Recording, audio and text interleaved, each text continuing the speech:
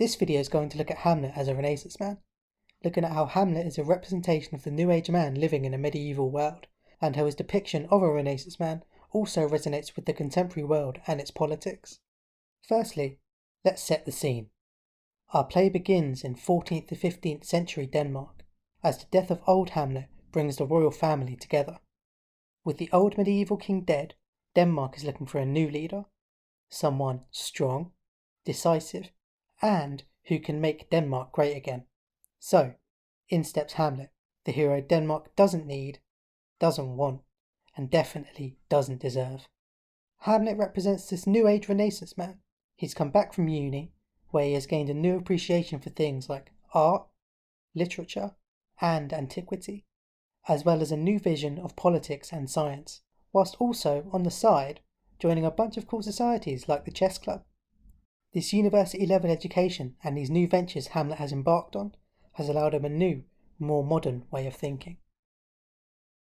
Returning back home from uni, Hamlet's in for a bit of a shock. Not only has he lost his father, but he's also not got the crown. Instead, his uncle Claudius has become king. It's not all bad news, however, as they decide to follow the funeral with a lovely wedding. To cheer everyone up and more than likely to save on the catering. The new king decided to marry Gertrude, Hamlet's mother, meaning that his uncle is now his dad and his mum is now his aunt. God, Shakespeare's weird. However, Hamlet can count himself lucky in a way. He's been given the opportunity to speak with his father one last time, as he learns from Horatio and Marcellus that his father's ghost has returned from the sulphurous and tormenting flames and is roaming around Elsinore. However, it wasn't really the loving and caring final father-son conversation Hamlet potentially may have envisioned, as in fact, Hamlet learns from the ghost of his father that his death was actually the result of being murdered by Claudius, and is then told by his father to revenge his most foul and unnatural murder. This desire for instant and murderous revenge highlights old Hamlet as this typical, traditional, medieval warrior type of king, whose bravery and loyalty leads to praise throughout Denmark, and also influences the desire for a leader who can defend Denmark from rival forces, something that Hamlet juxtaposes immediately when he falls apart after hearing this news, before swearing to leave his Renaissance life he learned at uni behind and enact the revenge he feels his father deserves. Whilst this is all going on for Hamlet, Denmark is coming to terms with its new leader, Claudius, who represents a new Machiavellian type of leader, one who is scheming, mischievous, deceitful, remorseless, treacherous, lecherous, kindless. Okay. Hey, hold on a minute. I know I'm only the illustrator, but it does seem to me that unlike old Hamlet, Claudius isn't interested in violence or wars. He prefers negotiations and business dealings, which has meant he's been able to achieve a sense of safety for Denmark after his agreement with Fortinbras. They seem like fairly good qualities.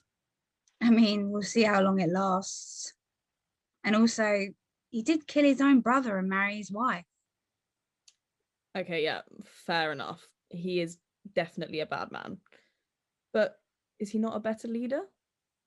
Anyway, regardless of what we think about him, Hamlet isn't really keen on him at all, seeing him as someone who pales in comparison to his Titan-like father, comparing him to a satyr even before finding out that he killed his father. So I guess it really isn't a shock seeing Hamlet express a desire for revenge against him, as he despises his violent and immoral nature that Hamlet feels he has become detached from, again displaying this type of new Renaissance way of thinking and acting. So, our Hamlet is faced with somewhat of a dilemma. How does he avenge his father's death yet remain the same old intelligent, philosophical Hamlet we all know and love? On the one hand, Hamlet desires violent revenge for the murder of his father. On the other, he is not a medieval hero like his father was, nor the avenger that Denmark needs. Hamlet at his core is a thinker and a creative who, unlike even Claudius, cannot bring himself to commit violent acts in order to achieve his quest. So, he must come up with his own path to revenge. Step 1 of Hamlet's plan is to begin feigning madness, or, as he calls it, putting on an antic disposition. And although in the play it makes the other characters kind of look down and dismiss Hamlet as someone who's fragile and weak, actually, this position of madness used by Hamlet shows him as someone more intelligent than those around him, as he uses this cover-up to cast revenge in his own, more modern way. taking revenge through words rather than violence, and being able to outwardly mock people like Claudius and Polonius, and also throw Claudius, who is extremely suspicious of Hamlet, off his tail for a while. Largely successful in his act of feigning madness, Hamlet is still no closer to confirming or exposing Claudius's treachery.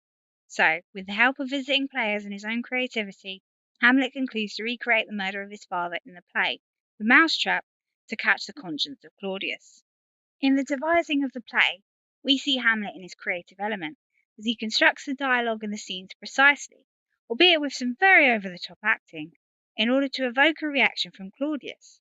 Its aim is not only to expose Claudius's guilt, but also send him a direct message. We are all watching you. Hamlet is successful in evoking a reaction from Claudius, confirming his guilt through the medium of drama and performance, and proving that a degree in the arts isn't always a waste of time. However, this victory for Hamlet is short-lived, as he makes the teeny tiny mistake of murdering the spying Polonius in cold blood in front of a witness. This is a significant switch for Hamlet, as we see the usually logical and controlled Hamlet act on impulse, exposing a violent and archaic side we had yet to see from him. It also gives Claudius the perfect excuse to send him away to England, where he plans to have Hamlet executed. However, Hamlet is able to escape England and return back to Denmark. And although he may feel he still has the upper hand, he then stumbles, unfortunately, upon Ophelia's funeral. This leads to Hamlet becoming shocked, acting on impulse, much like he did earlier when killing Polonius, and exposing himself as he quite literally jumps in on Ophelia's grave. Understandably, Laertes isn't too happy to see Hamlet, as he did kill his father. Not that Hamlet would know what that was like, of course, and essentially destroyed his family. This leads to the two fighting each other above Ophelia's body, and again shows how Hamlet has kind of regressed towards a more traditional and violent approach to revenge, which he has so desperately been trying to fight against. This shift towards violence is emphasised to the max when Hamlet decides to forego all of his Renaissance influence, the elaborate plotting and the fancy plans, in order to agree to a duel with Laertes to settle each other's revenge, quite literally in the most traditional way possible, and I'm sure his dad would be proud. Hamlet's agreement to duel Laertes indicates a significant change in his character. Gone is the indecisive, philosophical Hamlet who much preferred sitting round plotting his revenge. Instead, Hamlet is steadfast and accepting, both of his own cruel actions and their consequences. Even with his intelligence and education, Hamlet's search for revenge via plots and ploys that he has tried to control meticulously has only resulted in him causing much the same pain to others that Claudius caused to him. So, rather than control the narrative like some sort of Shakespeare, he renounces control and accepts his fate.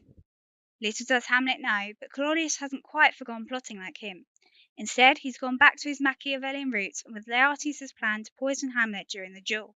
However, much like every other ploy within the play, this backfires significantly when Hamlet makes amends with Laertes, and in return Laertes reveals the ploy to everyone. I do love it when a plan doesn't come together. Unfortunately, this comes after Hamlet, Laertes and Gertrude have all been mortally wounded with a poison. Better late than never, I suppose. Hamlet, furious at being duped and pushed to act on impulse, finally enacts his revenge on Claudius, slashing him with his poisoned sword and forcing him to drink his own poison. After 3.5 hours, the audience finally gets to see Hamlet become the hero that medieval Denmark always wanted, but now cannot have. Finally avenged, Hamlet passes away, and the creative and philosophical figure becomes a brave hero of Denmark, just like his father. I suppose history repeats itself.